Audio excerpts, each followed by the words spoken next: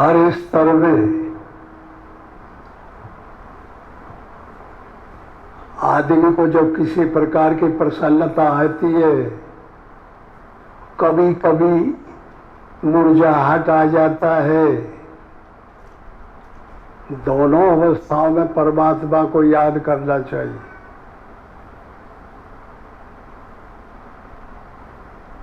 जब लाभ होने लगता है तब पहले भाग के अहंकार आता है, तो अहंकार ना आने पावे, नतमस्तक होना चाहिए परमात्मा को।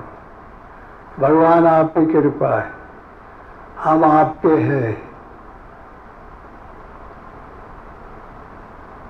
और जब किसी प्रकार की हानि होती है, दिक्कत आती है, तो उस समय भी दौड़ के भगवान को पकड़ना चाहिए,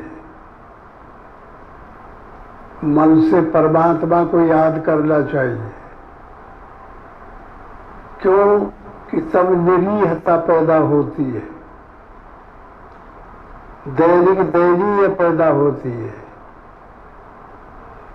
तो डिमांड होने लगती है, तो बहुत बुराई का भविष्य बन जाता है।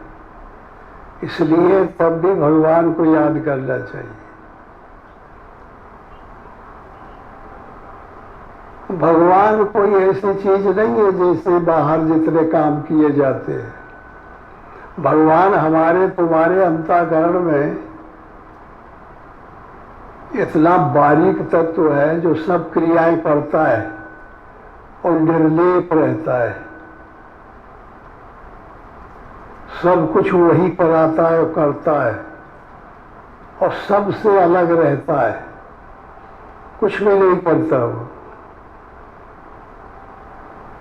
सावयव और निर्वयव दोनों रूप में परमात्मा है। इसलिए हानि लाभ ये अंतःकरण को विचलित करती है, इंद्रियों को विचलित करती है, इस शरीर को विचलित करती है। इसलिए इनके रोकने के लिए अपने इष्ट को हमेशा सामने रखना चाहिए। तो इस तरीके से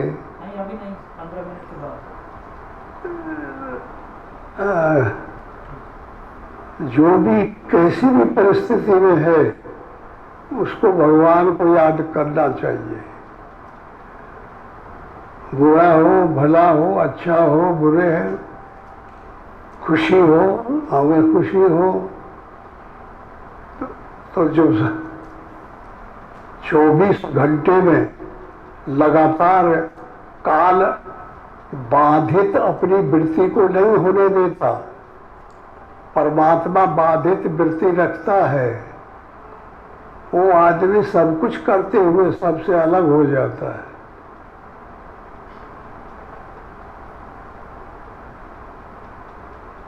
जो नर दुख में दुख नहीं माने, जो आदमी के ऊपर दुख आवे और फिर दुख नहीं मानता,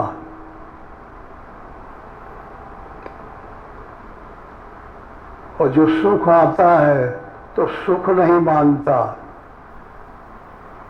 सुख को हटाने के लिए परमात्मा को याद करना चाहिए, दुख को हटाने के लिए परमात्मा को याद करना चाहिए। फिर उसको कोई बाधाएं नहीं व्याप्ति, कोई दिक्कत नहीं व्याप्ति, आती है निकल जाती है। तो इस तरीके से सुबह शाम, और जिनको नहीं परमात्मा याद आते हैं उनको अभ्यास करना चाहिए। कितना भी बड़ा जंजाल है, गृह कारज लाना जंजाला है, जे अति दुर्गम शैल विशाला है, बहुत भयानक मामला है, लेकिन उसमें भी अपनी टेक रखनी चाहिए। जैसे हरियल चिड़िया, वो कभी भी जमीन पर पैर नहीं रखती, तो क्या करती है कि सूखी लकड़ी तोड़ के और पैरों में पकड़ के और फिर आके बैठ के पानी पीती है। मान लिया यह लकड़ी भी पृथ्वी के ऊपर है, लेकिन कि जिद ऐसे ही साधक की जिद है, मानव की जिद होनी चाहिए। भगवान ने जैसे उनके कर्म संस्कार थे, जहाँ पटक दिया, पैदा किया है, अब उसको बनाना है। जिधर से आया था उधर ही लौट के जाना है, या नहीं रहना है। तो इस ढंग से हमेशा अभ्यासरत रहना चाहिए और बाहरी संकोच, लाज, शर्म, बाहर की बातों में नहीं पड़ना चाहिए। और ऐसे जो लोग निरंतर अपने अभ्यास में, अंतःकरण में लगे रहते हैं, उनको परमात्मा जानता है, उनसे ही उनका कम्युनिकेशन होता रहता है और उनके ऊपर वो दिन दूर नहीं जब उनके ऊपर दया हो जाती है। इसलिए आप सबसे हमारा यही अनुरोध है कि खूब भगवान को सुबह भजो, शाम को रिपोर्ट दो कि भगवान मैंने तेरे भरे में आज कुछ नहीं किया, मैं बेईमानी में चला गया था। जो अंतर आता है वो बाहर कहने में आ जाए, और जो बाहर होता है वो अंदर विचार में आ जाए। ये कैसे बने? हम कुछ अंदर सोचते हैं, कुछ बना के बाहर बताते हैं, और बाहर और अंदर एक नहीं हो पाता। तो इसीलिए भगवान नाराज होते हैं और माया ये पर खुश होती है। और है माया भगवान की दासी, लेकिन बराबर कंपटीशन रहता है दोनों का। परमात्मा ने आदेश दिया है माया को कि मेरे खिलाफ काम तुम करो। तो माया का ऐसा जाल रचा हुआ है कि हमारे मन, अंतःकरण, इंद्रियों को बाहर फंसा लेती है, भगवान की तरफ नहीं जाने देती। तो भगवान से उनको लाभ मिलता है, उसका यह काम है। दुख आता है तो दुख देने के लिए आता है, सुख आता है तो सुखी करने के लिए आता है। उनकी ये ड्यूटी है, लेकिन हमारी आपकी भी ड्यूटी है कि हम इनको सबको समझ लें और सुबह 10 मिनट 15 मिनट परमात्मा का नाम लो। परमात्मा वही है जो तुम्हारा सबसे प्रिय है, जिसके बगैर श्वासा नहीं ली जा सकती, जिसके बगैर जीना मुश्किल है।